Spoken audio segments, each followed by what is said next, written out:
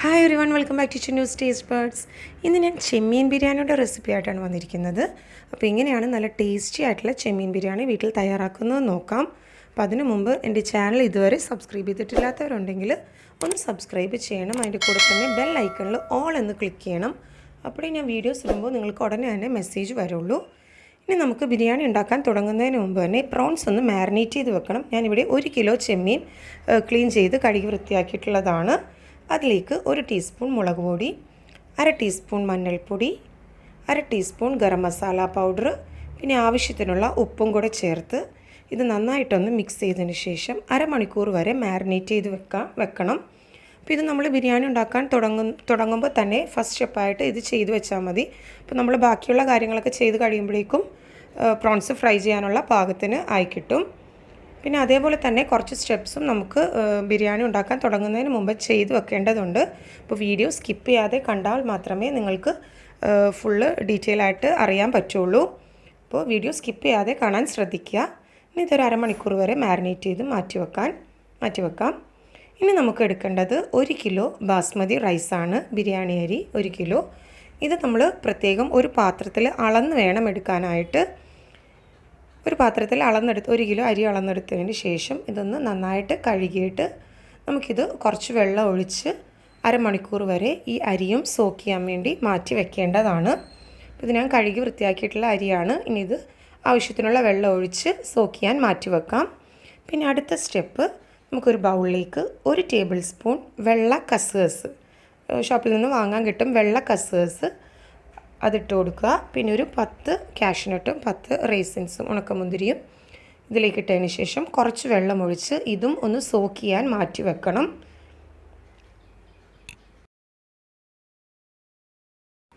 ഇനി അരമണിക്കൂറിന് ശേഷം നമുക്ക് ചെമ്മീൻ ഫ്രൈ ചെയ്തെടുക്കണം. അതിനുവേണ്ടി ഒരു പാനിലേക്ക് ആവശ്യത്തിനുള്ള വെളിച്ചെണ്ണ ഒഴിച്ചു കൊടുക്കാം.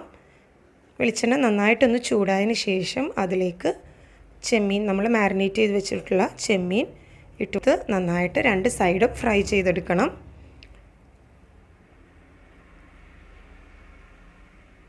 ഇതിപ്പോൾ ഞാൻ അരമണിക്കൂർ മുമ്പേ തന്നെ മാരിനേറ്റ് ചെയ്ത് വെച്ചിട്ടുള്ള ചെമ്മീനാണ്. അപ്പോൾ ശരിക്കും ആ മസാലയ്ക്ക് ചെമ്മീനിൽ പിടിച്ച് കിട്ടാൻ വേണ്ടിയാണ് അരമണിക്കൂർ മുമ്പേ തന്നെ മാരിനേറ്റ് ചെയ്ത് വെക്കുന്നത്. അപ്പോൾ 2 സൈഡും നന്നായിട്ടൊന്ന് ഫ്രൈ ചെയ്തെടുക്കാം. ഇനി അരമണിക്കൂർ മാരിനേറ്റ് ചെയ്ത് വെക്കാൻ സമയം കിട്ടുന്നില്ല എന്നുണ്ടെങ്കിൽ ഒരു 10 മിനിറ്റ് വരെ ഒന്ന് ഫ്രിഡ്ജിൽ വെച്ചാലും മതി. മാരിനേറ്റ് ചെയ്തതിന് ശേഷം ഫ്രിഡ്ജിൽ വെച്ചാലും മതി. അപ്പോൾ പെട്ടെന്ന് മാരിനേറ്റായി കിട്ടുകയും ചെയ്യും. ഇതിപ്പോൾ 2 സൈഡും ഫ്രൈ ആയിട്ടുണ്ട്. ഇനി ഇത് നമുക്ക് കോരി പാത്രത്തിലേക്ക് മാറ്റാം. എന്നിട്ട് ബാക്കിയുള്ള ചെമ്മീനും കൂടെ ഇതേപോലെ തന്നെ ഫ്രൈ ചെയ്തെടുക്കാം.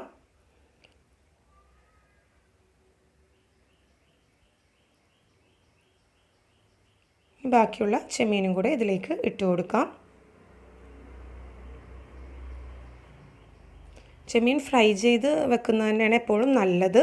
അല്ലെങ്കിൽ മസാല ചെയ്യുമ്പോൾ ചിലപ്പോൾ ചെമ്മീൻ പൊടിഞ്ഞു പോകാൻ ചാൻസ് ഉണ്ട്. ഫ്രൈ ചെയ്താകുമ്പോൾ നമുക്ക് നല്ല പെർഫെക്റ്റ് ബിരിയാണി കിട്ടുകയും ചെയ്യും. ഇതും നമുക്ക് പാത്രത്തിലേക്ക് കോരി മാറ്റാം. ഇനി അതേ എണ്ണയിലേക്ക് തന്നെ കുറച്ച് കറിവേപ്പില ഇട്ട് കൊടുക്കുക. പിന്നെ ഒരു 3 സവാള നീളത്തിൽ അരിഞ്ഞത് ചേർത്ത് നന്നായിട്ടൊന്ന് വഴറ്റിയെടുക്കണം. സവാള പെട്ടെന്ന് വഴന്ന് കിട്ടാൻ വേണ്ടി ഇതിലേക്കൊരു 1/2 ടീസ്പൂൺ ഉപ്പും കൂടെ ചേർത്ത് കൊടുക്കാം. സവാള പെട്ടെന്ന് തന്നെ വഴന്ന് കിട്ടുകയും ചെയ്യും. സവാള വഴന്ന് വരുന്ന സമയത്തിനുള്ളിൽ നമുക്ക് ബാക്കിയുള്ള പച്ചമസാലകൾ തയ്യാറാക്കാം. അപ്പോൾ അതിനു വേണ്ടി ഒരു മിക്സിയുടെ ജാറിലേക്ക് 200 ഗ്രാം ചെറിയ ഉള്ളി, 50 ഗ്രാം വെളുത്തുള്ളി, 10 പച്ചമുളക്, പിന്നെ ഒരു വലിയ പീസ്, ഏകദേശം ഒരു വലിയ പീസ് ഇഞ്ചി ഒന്ന് ചെറുതായി അരിഞ്ഞെടുക്കാം. എന്നിട്ട് അതും കൂടെ ഇതിലേക്ക് ഇട്ട് കൊടുത്ത് ഒന്ന് ചതച്ചെടുക്കണം. ഈ ഒരു പാകത്തിന് ചതച്ചെടുത്താൽ മതി. നമ്മുടെ സവാള നന്നായിട്ട് വഴന്ന് വന്നിട്ടുണ്ട്. ഇനി ഇതിലേക്ക് പച്ചമസാല ചേർത്ത് നന്നായിട്ടൊന്നുകൂടെ ഒന്ന് വഴറ്റിയെടുക്കാം. സവാള നന്നായിട്ട് വഴന്ന് വരുമ്പോഴേ നമുക്ക് മസാലയ്ക്ക് നല്ലൊരു ടേസ്റ്റ് ഉണ്ടാവുള്ളൂ. അത് പ്രത്യേകം ശ്രദ്ധിക്കണം. ഈ മസാലയും വഴറ്റിയെടുക്കണം. ഇപ്പോൾ നമ്മുടെ കസ്കസ് നമ്മൾ കുതിർത്ത് വെച്ചത് റെഡി ആയിട്ടുണ്ട്. അരമണിക്കൂറിന് ശേഷം ഇതിൻ്റെ വെള്ളം ഒന്ന് അരിച്ച് മാറ്റിയെടുക്കണം. എന്നിട്ട് ഇതൊരു മിക്സിയുടെ ജാറിലേക്ക് ഇട്ട് കൊടുക്കുക. കസേഴ്സും കാഷ്യൂനട്ടും ഉണക്കമുന്തിരിയും കൂടെ നമ്മൾ കുതിർത്ത് വെച്ചിട്ടുള്ളതാണ്. ഇനി അതിലേക്ക് കുറച്ച് തേങ്ങ ചിരകിയതും കൂടെ ചേർത്ത് കൊടുക്കാം. ഞാനിവിടെ ഒരു 5 ടേബിൾ സ്പൂണോളം ചിരകിയ തേങ്ങ ഇതിലേക്ക് ചേർക്കുന്നുണ്ട്. ഇങ്ങനെ ചെയ്യുന്നതെന്ന് വെച്ചാൽ നമ്മുടെ മസാല നല്ല തിക്ക് കൺസിസ്റ്റൻസിയിൽ ആയി കിട്ടുകയും ചെയ്യും. അതിനു വേണ്ടിയാണ് ഇങ്ങനെ തേങ്ങയും വെള്ളക്കസേഴ്സും കാഷ്യൂനട്ടും റൈസിൻസും കൂടെ പേസ്റ്റാക്കി എടുക്കുന്നത്. ഇത് കുറച്ച് വെള്ളം ഒഴിച്ചു കൊടുത്തതിന് ശേഷം നല്ല സ്മൂത്ത് പേസ്റ്റായിട്ട് അരച്ചെടുക്കുക. ഈ ഒരു പാകത്തിന് അരച്ചെടുക്കണം. നമ്മുടെ മസാല വഴന്ന് കഴിഞ്ഞിട്ടുണ്ട്. ഇനി ഇതിലേക്ക് ഈ പേസ്റ്റ് ചേർത്ത് കൊടുക്കുക. ഇത് കാഷ്യൂനട്ടും ഉണക്കമുന്തിരിയും കസേഴ്സും ഒക്കെ കൂടെ അരച്ചതുകൊണ്ട് തന്നെ നല്ലൊരു ടേസ്റ്റ് ആയിരിക്കുള്ളൂ നമ്മുടെ മസാലയ്ക്ക്. ഇത് നന്നായിട്ടൊന്ന് മിക്സ് ചെയ്തതിന് ശേഷം ലോ ഫ്ലെയിമിൽ വേണം ഇത് മിക്സ് ചെയ്യാനായിട്ട്, അല്ലെങ്കിൽ കാഷ്യൂനട്ടൊക്കെ ചേർത്തിരിക്കുന്നതുകൊണ്ട് തന്നെ പെട്ടെന്ന് അടി പിടിക്കും. അപ്പോൾ ലോ ഫ്ലെയിമിൽ ഇതൊന്ന് നന്നായിട്ട് മിക്സ് ചെയ്തെടുക്കുക. ഇതൊന്ന് തിളച്ച് വരുന്ന പാകം ഒന്ന് തിളച്ച് വരുമ്പോഴേക്കും ഇതിലേക്ക് നമ്മൾ ഫ്രൈ ചെയ്ത് വെച്ചിട്ടുള്ള ചെമ്മീൻ ഇട്ട് കൊടുക്കാം. ചെമ്മീൻ ഞാനിവിടെ കുറച്ച് ചെമ്മീൻ മാറ്റി വെക്കുന്നുണ്ട്, ലാസ്റ്റ് നമുക്കൊന്ന് ഗാർണിഷ് ചെയ്യാൻ വേണ്ടിയാണ്. അപ്പോൾ മുഴുവനും ചെമ്മീനും ഇതിലേക്ക് ഇടുന്നില്ല, കുറച്ച് ചെമ്മീൻ മാറ്റി വെച്ചതിന് ശേഷം നമുക്ക് ഗാർണിഷ് ചെയ്യാൻ എടുത്ത് വെക്കണം. കുറച്ച് ചെമ്മീനും ഇതിലേക്ക് ഇട്ട് കൊടുത്തതിന് ശേഷം ഒന്നുകൂടെ ഒന്ന് മിക്സ് ചെയ്തെടുക്കാം. ഇനി ഇതിലേക്കൊരു 1/2 കപ്പോളം വെള്ളം കൂടെ ചേർത്ത് നന്നായിട്ട് മിക്സ് ചെയ്യാം.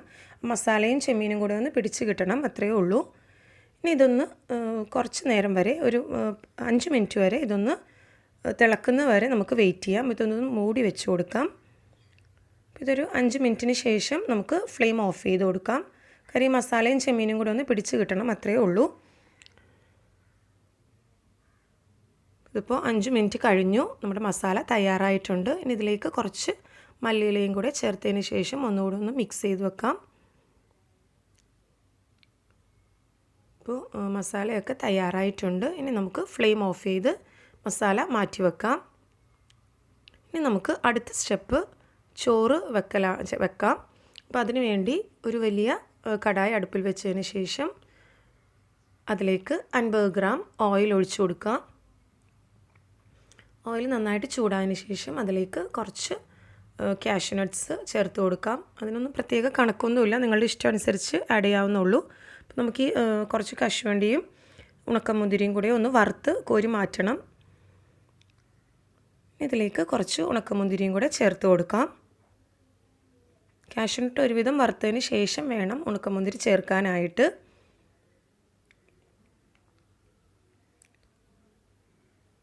അപ്പോൾ നമ്മുടെ കാഷ്യൂനട്ടും റൈസിൻസും പാകത്തിനായി വന്നിട്ടുണ്ട്. ഇനി ഇത് നമുക്ക് ഒരു പാത്രത്തിലേക്ക് കോരി മാറ്റാം. ഉണക്കമുന്തിരിയൊക്കെ നന്നായിട്ട് പാകത്തിനായി വന്നിട്ടുണ്ട്. ഇനി അതേ എണ്ണയിലേക്ക് തന്നെ 2 സവാള നീളത്തിൽ അരിഞ്ഞത് ചേർത്ത് കൊടുക്കാം. ഇത് നല്ല ഗോൾഡൻ ബ്രൗൺ കളർ ആവുന്നത് വരെ ഈ സവാള വഴറ്റിയെടുക്കണം. ഇത് നമുക്ക് ബിരിയാണി ഗാർണിഷ് ചെയ്യാൻ വേണ്ടിയുള്ള സവാളയാണ്. സവാള നല്ല ഗോൾഡൻ ബ്രൗൺ കളർ ആയിട്ടുണ്ട്. ഇനി നമുക്ക് ഈ പാത്രത്തിൽ നിന്ന് കോരി മാറ്റാം. സവാള വഴറ്റുമ്പോഴും കരിഞ്ഞു പോകാതിരിക്കാൻ പ്രത്യേകം ശ്രദ്ധിക്കണം. ഈ ഒരു പാകത്തിന് ഫ്രൈ ചെയ്തെടുത്താൽ മതി. ഇനി അതേ എണ്ണയിലേക്ക് തന്നെ കുറച്ച് ഹോൾ സ്പൈസസ് ചേർത്ത് കൊടുക്കാം. പട്ട, ഗ്രാമ്പു, ഏലയ്ക്ക, കുരുമുളക്, തക്കോലം, അതും കൂടെ ചേർത്ത് അതൊന്ന് വറുത്തതിന് ശേഷം നമുക്കിതിലേക്ക് ചോറ് വേവിക്കാൻ ആവശ്യത്തിനുള്ള വെള്ളം ഒഴിച്ചു കൊടുക്കണം. ഇത് ഒരുപാട് നേരം വഴറ്റേണ്ട ആവശ്യമൊന്നുമില്ല, നല്ല തിളച്ച എണ്ണയാണ്, അതുകൊണ്ട് തന്നെ പെട്ടെന്ന് വഴന്ന് കിട്ടുകയും ചെയ്യും. ഇനി ഇതിലേക്ക് നമ്മൾ നേരത്തെ അരി അളന്ന് വെച്ചുള്ള ആ പാത്രത്തിൽ 2 പാത്രം വെള്ളമാണ് ചോറ് വേവിക്കാൻ വേണ്ടി എടുക്കേണ്ടത്. അതായത് ഒരു പാത്രം അരിക്ക് 2 പാത്രം വെള്ളം എന്ന കണക്കിൽ വേണം വെള്ളം എടുക്കാനായിട്ട്.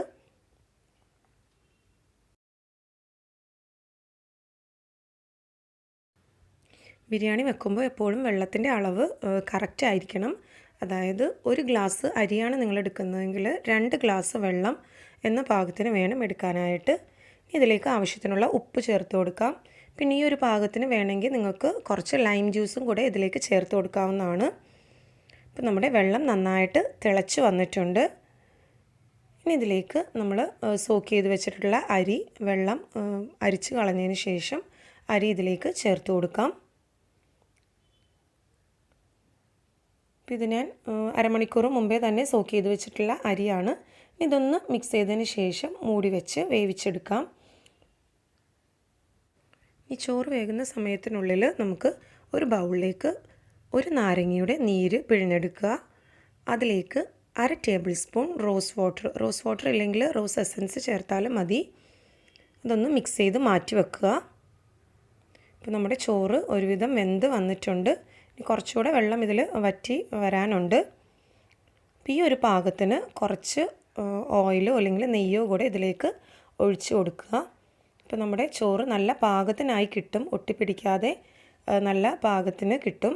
പിന്നെ ഇതിലേക്ക് വേണമെങ്കിൽ ഞാൻ നേരത്തെ പറഞ്ഞ പോലെ കുറച്ച് ലൈം ജ്യൂസും കൂടെ ഇതിലേക്ക് ഒഴിച്ചു കൊടുക്കാം. ഇപ്പോൾ ചോറ് കട്ട പിടിക്കാതിരിക്കാൻ വേണ്ടിയാണ് ഇങ്ങനെ ചെയ്യുന്നത്. ഇതൊന്നുകൂടെ ഒന്ന് മിക്സ് ചെയ്തതിന് ശേഷം മൂടി വെക്കുക. ഇപ്പോൾ നമ്മുടെ വെള്ളമെല്ലാം നന്നായിട്ട് വറ്റി വന്നിട്ടുണ്ട്. നമ്മുടെ റൈസ് റെഡി ആയിട്ടുണ്ട്. ഇതൊന്ന് നന്നായിട്ടൊന്ന് അടി കൂട്ടി ഇളക്കി കൊടുക്കുക. എന്നിട്ട് നമുക്ക് ഫ്ലെയിം ഓഫ് ചെയ്യാം. ഫ്ലെയിം ഓഫ് ചെയ്തതിന് ശേഷം ഇതിൽ നിന്ന് പകുതി ചോറ് നമുക്ക് വേറൊരു പാത്രത്തിലേക്ക് മാറ്റി വെക്കണം. ഇതിന് നമ്മൾ ബിരിയാണി ലെയർ ചെയ്യാൻ വേണ്ടിയാണ്. അപ്പോൾ ഇതേ പാത്രത്തിൽ തന്നെ നമുക്ക് അപ്പോൾ പകുതി ചോറ് നമുക്കിതിൽ നിന്ന് വേറൊരു പാത്രത്തിലേക്ക് മാറ്റി വെക്കണം. അപ്പോൾ ഞാനിവിടെ പകുതി ചോറ് മാറ്റി വെച്ചിട്ടുണ്ട്.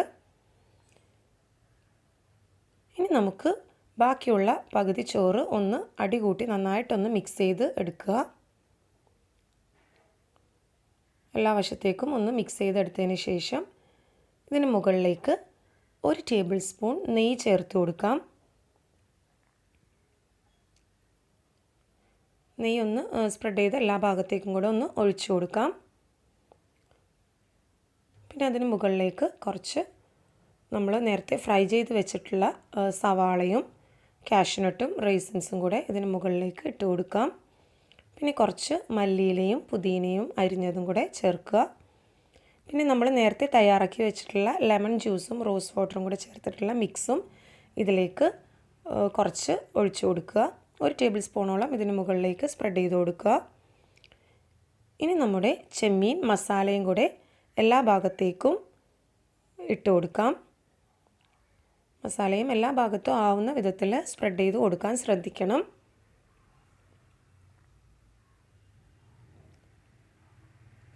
മസാലയും എല്ലാ ഭാഗത്തേക്കും ആയിട്ടുണ്ട്. ഇനി നമ്മുടെ ചോറിൻ്റെ നെക്സ്റ്റ് ലെയറും കൂടെ ഇതിലേക്ക് ചേർത്ത് കൊടുക്കാം. നമ്മൾ ആദ്യമേ മാറ്റി വെച്ചിട്ടുള്ള ചോറും കൂടെ ഇതിന് മുകളിലേക്ക് ഇട്ട് കൊടുക്കാം.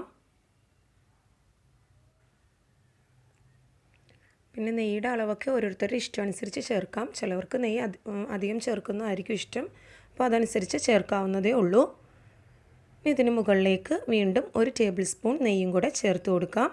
നമ്മൾ ഫസ്റ്റ് സ്റ്റെപ്പിൽ ചെയ്ത പോലെ തന്നെ നെയ്യ് എല്ലാ ഭാഗത്തേക്കും ആവുന്ന വിധത്തിൽ ഒഴിച്ചു കൊടുക്കുക.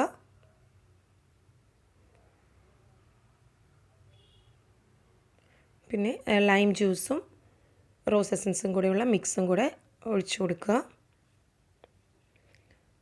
പിന്നെ നമ്മൾ ഫ്രൈ ചെയ്ത് വെച്ചിട്ടുള്ള സവാളയും കാഷ്യൂനട്ടും റൈസിൻസും പിന്നെ റോസ് എസൻസാണ് നിങ്ങൾ ചേർക്കുന്നതെങ്കിൽ 1/2 ടേബിൾ സ്പൂൺ ഒന്നും ചേർക്കരുത്. ഒരു 1/4 ടീസ്പൂൺ ചേർത്താൽ മതി. റോസ് എസൻസ് ആകുമ്പോൾ കുറച്ചുകൂടി എഫക്റ്റീവ് ആയിരിക്കും. ഞാനിവിടെ റോസ് വാട്ടർ ആയതുകൊണ്ടാണ് 1/2 ടേബിൾ സ്പൂൺ ചേർത്തിട്ടുള്ളത്. നമ്മുടെ ബിരിയാണി ലെയർ ആയി കഴിഞ്ഞു. ഇനി നമുക്കൊരു നോൺ സ്റ്റിക്ക് പാൻ പഴയത് അടുപ്പിൽ വെച്ച് നന്നായിട്ടൊന്ന് ചൂടായതിന് ശേഷം അതിന് മുകളിൽ വേണം നമ്മുടെ ബിരിയാണി ചെമ്പ് വെച്ച് കൊടുക്കാനായിട്ട്. ഇനി ഇതൊന്ന് മൂടി വെച്ച് മീഡിയം ഫ്ലെയിമിലിട്ട് ഒരു 10 മിനിറ്റ് വരെ ഒന്ന് ആവിയേറ്റി എടുക്കണം. നല്ല ഫുള്ളി കവേർഡ് ആയിട്ടുള്ളൊരു പാത്രത്തിൽ വേണം മൂടി വെക്കാനായിട്ട്, ദമ്മ് വെക്കാനായിട്ട്. ഇതിപ്പോൾ 10 മിനിറ്റ് കഴിഞ്ഞു. ഇപ്പോൾ നന്നായിട്ട് ആവിയൊക്കെ വന്നു തുടങ്ങിയിട്ടുണ്ട്. ഇനി നമുക്ക് ഫ്ലെയിം ഓഫ് ചെയ്ത് ചോറ് ചൂടോടുകൂടി തന്നെ നമ്മുടെ ബിരിയാണി സെർവ് ചെയ്യാം. അപ്പോൾ എല്ലാവരും ട്രൈ ചെയ്ത് നോക്കണം. നിങ്ങളുടെ ഫീഡ്ബാക്ക് എനിക്ക് താഴെ കമൻറ്റ് ബോക്സിൽ ഷെയർ ചെയ്യുക. റെസിപ്പി ഇഷ്ടമായെങ്കിൽ ലൈക്ക് ചെയ്യാനും ഷെയർ ചെയ്യാനും സബ്സ്ക്രൈബ് ചെയ്യാനും മറക്കരുത്. സബ്സ്ക്രൈബ് ചെയ്യുമ്പോൾ ബെൽ ഐക്കണിൽ ഓൾ എന്നുകൂടെ ക്ലിക്ക് ചെയ്യണം. Thanks for watching my channel.